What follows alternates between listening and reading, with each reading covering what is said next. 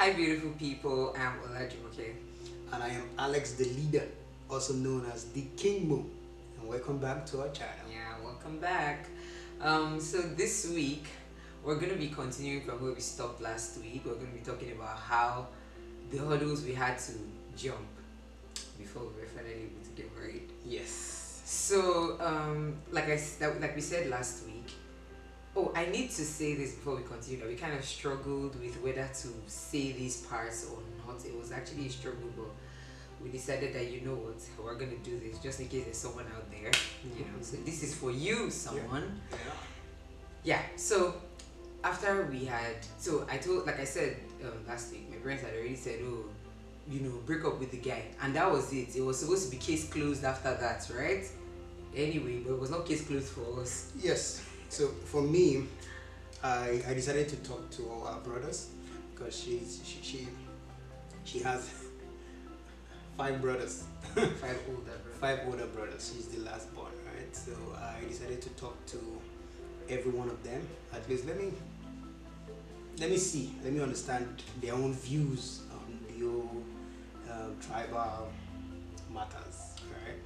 And I was actually convinced that they were on the progressive Yeah, side. they were unbiased. They were unbiased. So they understood that, okay, it's their time, right?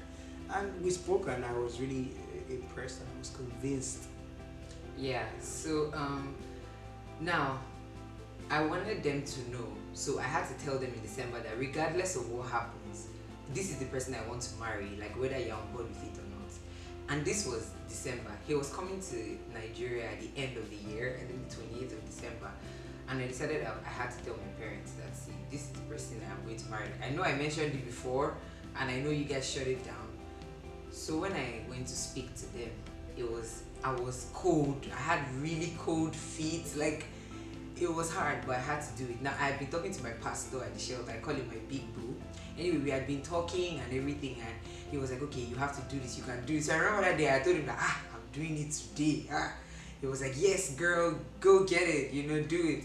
So I went to their room and I told them that I'm still with this man and I want to marry this man. Like, me and this man want to get married. You can imagine the shock on my parents' face. Like, what are you saying? We had told you to leave this boy. So, you know, it was like we've already said it. Why used to come back to tell us? As in, you people are still talking, like you guys are still in touch kind of thing.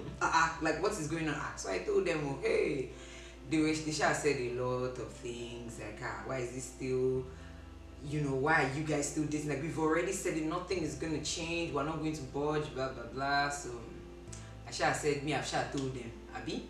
Yeah. And that is how she actually spot their Christmas. Exactly. No, yes, I ruined their Christmas. Like, for real, I ruined their Christmas. And at the same time, he had been talking to my brothers, like he mentioned earlier. So we were just trying to, okay, let's see. So I told my brother that this is what I want to do, and I would really, really like it if they could be on board with me. So they were all like, okay, one by one, they started to call my parents one by one. I think on Christmas Day, they still sat me down to talk to me, tried to still talk me out of it. I was still like, I sat there and I listened and I said, thank you, but I've still made up my mind. Now, so what we did was that we decided to pull up the big guns. Yep. You know. So my brother had been calling them one by one at different points in time to continue to talk to them about it. Like, this is what this girl said she wants to do. You know, you love your daughter. You don't want her to just go ahead and marry this person without your consent. Like, so she had made up her mind. This is what she wants to do. You know, everybody was trying intervening. You know, he kind of died there. Yeah, then he came back to Nigeria. I think, and before then, I think your brother in Michigan came to Canada. Yeah, I think on his way back to America, he decided to stop by to actually see me, which was good. I think. So they had met. So for me, I think he was trying to assess this guy. Let me even see this guy. Let me see. That was so in love with exactly. Let me know. Let me see for sure. You know, before I can actually talk on behalf of this guy. Right? And that particular brother of mine was really, really rooting for us because they had met and he liked him, and he was just like, look, if this is what God wants you to do, you should totally go ahead and do it. And I was telling my parents that you should not stop her from doing what she has prayed about. Like she has prayed about, and she's the one that's going to be in the marriage. So I think you guys should just cut them some slack. So he had always been in our corner and all that stuff, but we now had to drag everybody else in, and one by one, everybody had to. Anyway, he still did not. Nothing still happened though. Then he came back to Nigeria in December. We're really happy.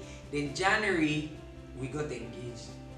Yes. So my plan then was to do a surprise proposal. It was a surprise. Yeah. Too. So,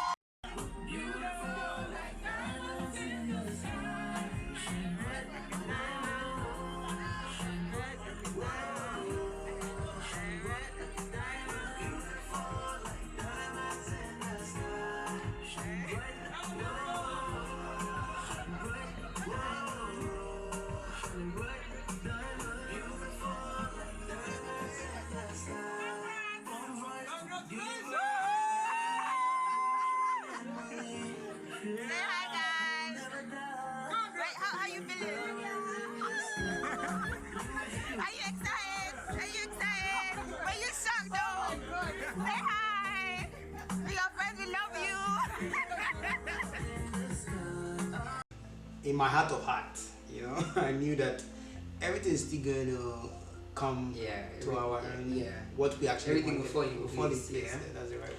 And so the engagement, funny enough, I was just like, I didn't know what was gonna happen, because trust me, like we were in this haze that we don't know what to do. We know this is what we want, but this is not happening. It was very, very confusing. I didn't know whether I was gonna be engaged, or okay, if we now get engaged, because I was telling him that will I now be hiding the ring from my parents because I still live in my parents' house, or I'll be removing the ring when I'm going when I get home. Then wait, I'm just like, the whole thing was just very confusing. I'm just like, well, I don't even know. So we're in that space. It was like limbo.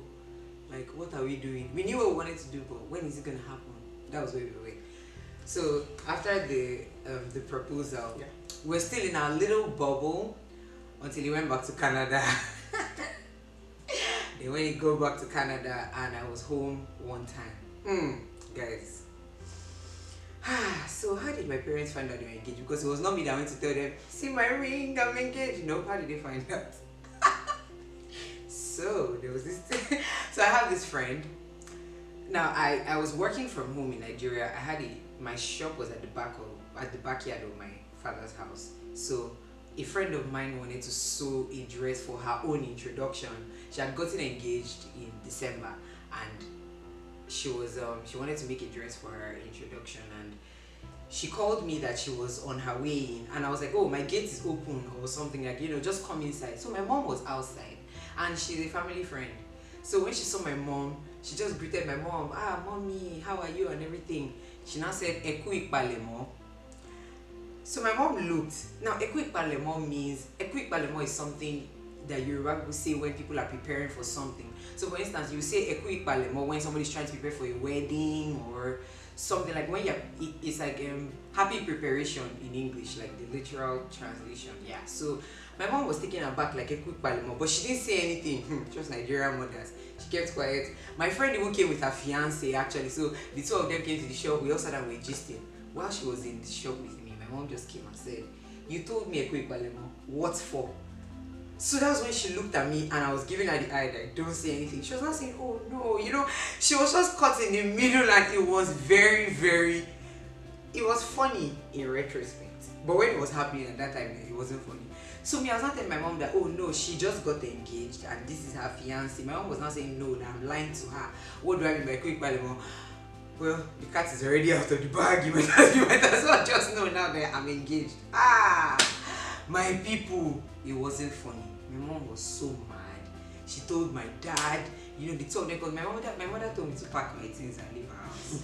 Like, she was like, since you don't want to listen, and that's better, pack your load and leave. So it was at this point, of course, so I was still in touch with my pastor and everything. It was at this point I called my pastor and I said, this is what they're saying. It was like, okay, let's talk to your dad's pastor. So that was it. And we went to talk to my dad's pastor. Initially, they were like, give us some days, because they weren't just going to come in and start to say things. They wanted to pray first as well. So they were like, when we pray and we hear from God, He give us a couple of days and we'll talk to them after.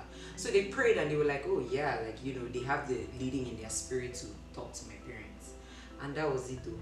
My parents were surprised that I went to you know, bring them into the whole matter. And my dad was like, I don't know who advised you. I think it's probably your pastor that advised you to tell my pastor. He's a man I really respect and we're going to think about it. So that was when we now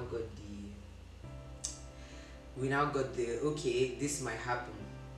Yes. So as at then, I think I was in my last semester. All right. So they decided to give us terms and conditions. That first of all, I must finish my school. Yep. Then have a job for 6 months. Yeah, at least 6 months. At least full time. Yeah, full time, exactly. Because I was working part time in school, right? So I think to me it was just funny because I understand where they're coming from, right? Totally. But so one thing I want to say is that for me at the time is the fact that she was actually fighting for us, because that's what matters. Because me, I really can't do anything. It's the lady that can actually fight. Yeah, because the opposition was coming from my side. Exactly. So. Like if it was the other way, I should be the one fighting. Yeah. And that's the only way you can be okay, relax and be like, okay, this lady or this guy is on my side. And in our one situation, she was the one actually fighting because the opposition was from our side. So back to what I was saying, because I digressed. So back to the terms and conditions was that I need a full-time job. So at the time I was a produce associate part-time. So I was picking tomatoes. At Walmart. At Walmart. Not really tomatoes, any produce product, right? So at the time there was a full-time position for overnight that opened up, so I decided to apply and I got it. So I think I did full. Come on. So because then you finish and you want to apply for engineering job, or because I had opportunity to get a full-time job to fulfill that 10, So I got it and I think I did it for 6 months. Yeah. I think they finally agreed that we can actually get married. So I decided to come back home. So quickly before they change their minds. So we actually did it, and that was it. Yeah. So at the time, I mean, we totally understood where they're coming from. Like once we were able to take out the tribal factor and the broken home or no broken home factor, and the fact that everybody had prayed about it and it was okay. And that's another thing I want to say. The spirit is one. So my mom too had spoken with her pastors, asked them like, okay, we need to pray about this, and everybody said it was fine and clear. For me, regardless of what anybody's pastor saw, I know what I saw, and at the end of the day, none of these pastors are going to be the one in the home or the married with me, right? So I already said, well, I'll follow her and I would indulge her in whatever she needs for her own peace. But I know what I heard, Anyway, so once all the whole tribalism, my dad now said, okay, before now, the story of creation, before God gave Eve to Adam had a job. Adam was tending to the Garden of Eden, right? So before a man marries, he must work. So that's where my father was coming from. Okay, so if he finishes the school, because I don't want him to be in school and be getting married and have all these responsibilities or whatever, and then work, he must have worked for a little while to gain a little bit of balance. So we're all cool now. We know that they meant well. So my mom calls him a great in-law now. I am the great in-law. So so that was it though. That was the story of the hurdles. Of course, this is a very simplified version of it. Oh, yes. Yeah, very, very simplified version, but that was what we had to go through. Yeah, so you have to do what you have to do, right? At the end of the day. So once you have somebody to support, to fight, and you just have to pull all the guns. You have to do everything you can. And push through. Yeah, because at the end of the day, if you really love this person and you really want to spend the rest of your life with this person, then you have to do all you can actually to be with this person. and that's what we did. I don't know. I almost even forgot to say that when the pressure was on at some point, we actually almost did break up. Yeah. At one time, like, so that's very important. But because as in pressure from everywhere, like when the pressure was really on, we're like, I don't know, I don't think we're gonna do this anymore. But you know, we just were like, no, we're gonna push through. Until now, we still have that we're gonna push through mentality. This is our marriage is gonna work, regardless of what happens. Because of we've had so many good moments, which will be we'll continue. There'll be a lot of stories to share. And we really like how God came through for us, because you know, a lot of people left the person that they were supposed to be with because of the kind of opposition and everything that came from like each side and all that. So, and at every point in time, God has always reminded us that I'm with you guys, keep going. I'm with you guys, keep going. It's almost like He's whispering in our ears, like, keep going, guys, I am with you. So He has been with us. He's really our very present help in time of trouble. So, you know, we're grateful to Him for everything.